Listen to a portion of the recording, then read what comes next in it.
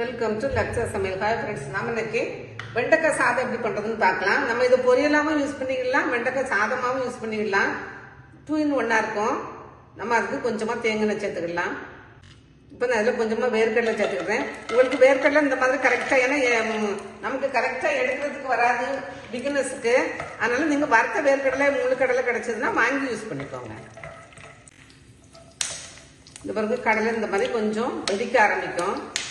அந்த டைமில் கொஞ்சம் நீங்கள் சிம் பண்ணிவிட்டு கொஞ்சம் நேரம் அப்படியே கலரிட்டு ஒரு கடலை எடுத்து சாப்பிட்டு பாருங்க.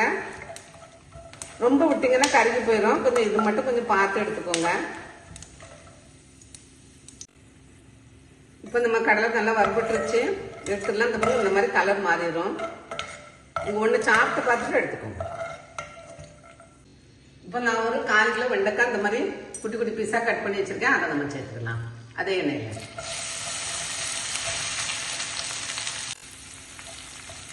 வெண்டைக்காய் நூலெல்லாம் போய் நல்லா ஃப்ரை ஆகணும். இப்போதான் நூல் வர ஆரம்பிச்சிருக்கு.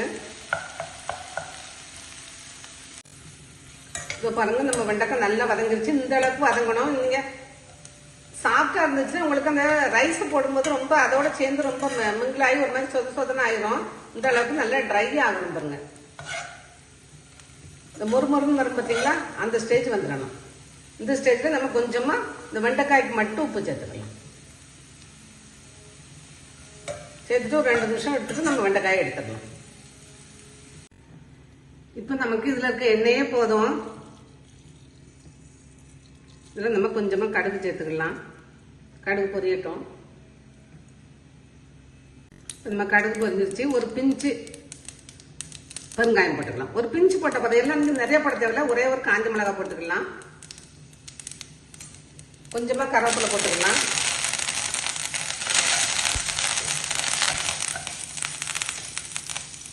இப்போ நான் இந்த ஒரு 10 சாம்பார் வெங்காயம் கட் பண்ணி வச்சிருக்கேன், அதை போட்டுக்கலாம். அது கூடவே நான் ஒரு 5-6 பல் பூண்டு கட் பண்ணி வச்சிருக்கேன் பொடியை, அதையும் சேர்த்துக்கலாம். ரெண்டும் நல்லா வதங்கட்டும்.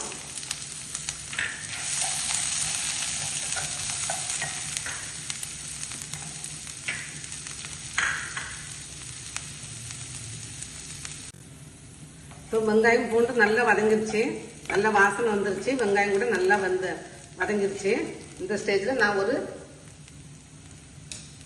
சின்ன தக்காளி, ரொம்ப சின்ன தக்காளி கட் பண்ணி வச்சிருக்கேன், அதை சேர்த்துக்கிறேன். சேர்த்து இந்த தக்காளி சாரிக்கும் நல்லா இதோட மிக்ஸ் ஆகிற அளவுக்கு நம்ம நல்லா வதக்கிக்கணும். இந்த பாருங்க, தக்காளி நம்ம போட்ட மாதிரியே தெரியக்கூடாது. இந்த மாதிரி ட்ரை ஆக்கிடணும். அதுக்கப்புறம் தான் நம்ம மசாலா பவுடர்லாம் சேர்க்கலாம். இப்போ தக்காளி நல்லா வதங்கின உடனே நம்ம கொஞ்சமா துருவின தேங்காய் சேர்த்துடலாம். ஒரு 2 டேபிள் ஸ்பூன் போதும். சேர்த்துட்டு அதுவும் இதோட சேர்ந்து நல்லா வதங்கட்டும். இப்போ பாருங்க, தேங்காயும் இந்த அளவு நல்லா வறுபட்டு வாசனை வந்துருச்சு.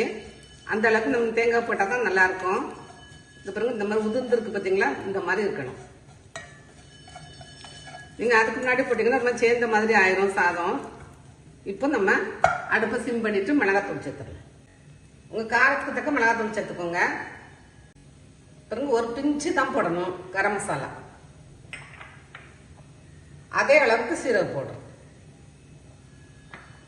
நிறைய போட்டோன்னா உங்களுக்கு மசாலா ரொம்ப மசாலா வாடை அடிக்கும். கொஞ்சமா பெப்பர் பவுடர் போட்டுட்டு இதையும் நல்லா கிளறி விடுங்க. உங்களுக்கு சோம்பு வாசனை பிடிக்குன்னா ஒரு பிஞ்சு சோம்பு பவுடர் போட்டுக்கோங்க, உங்கள்கிட்ட இருந்ததுன்னா. இல்லாட்டி ஸ்கிப் பண்ணிக்கோங்க. இந்த பாருங்க, இப்போ எல்லாமே சேர்ந்து நல்ல மசாலா வாசனை போயிடுச்சு, நல்லா ட்ரை ஆயிடுச்சு. இந்த ஸ்டேஜில் நம்ம உப்பு சேர்த்துடலாம்.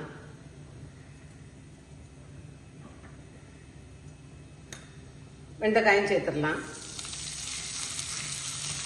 சேர்த்துட்டு நீங்கள் எல்லாத்தையும் நல்லா மிக்ஸ் பண்ணிட்டு இந்த ஸ்டேஜில் உப்பு பார்த்துருங்க. இப்போ பாருங்க, எல்லாம் சேர்ந்து நல்லா ட்ரை ஆயிடுச்சு. இப்போ நம்ம வறுத்து வச்ச வேர்க்கடலை சேர்த்துக்கலாம். இன்கேஸ் உங்களுக்கு வேர்க்கடலை வறுக்கிறதுக்கு முடியலன்னா நீங்க முந்திரி கூட போட்டுக்கலாம். இப்போ இதுதான் உங்களுக்கு பொரியல். நீங்க பொரியலா பண்ணா நீங்க இந்த மாதிரி அப்படியே பொரியலாவே விட்டுருங்க. இதுவும் நல்லா தான் இருக்கும். நம்ம பொரியலுக்கு வேணும்னா இப்படியே நம்ம எடுத்துக்கலாம். நம்ம கொஞ்சம் பொரியலுக்கு எடுத்துக்கலாம். இந்த பொரியல் சாப்பிட்டு பாருங்க, அவ்வளவு நல்லா இருக்கும். இப்போ உங்களுக்கு ரைஸுக்கு நீங்க வேணும்னா ஒரு 2 டிராப்ஸ் லெமன் போட்டுக்கோங்க. நீங்க சாதத்தில் போடும்போது கொஞ்சம் சுள்ளுன்னு இருக்கும், அதனாலதான். போதும், இவ்வளவு ஒரு 4-5 டிராப்ஸ் போடுங்க போதும்.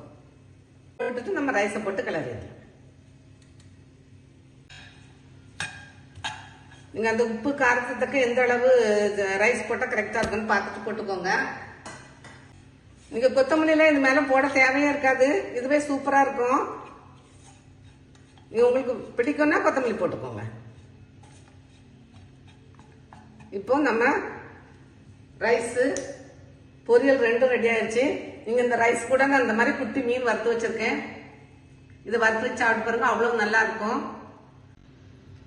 இப்ப பாருங்க, நம்ம வெண்டைக்காய் சாதம், வெண்டைக்காய் பொரியல், குட்டி மீன் செஞ்சு பாருங்க, நல்லா இருக்கும். தேங்க்ஸ் ஃபார் வாட்சிங்.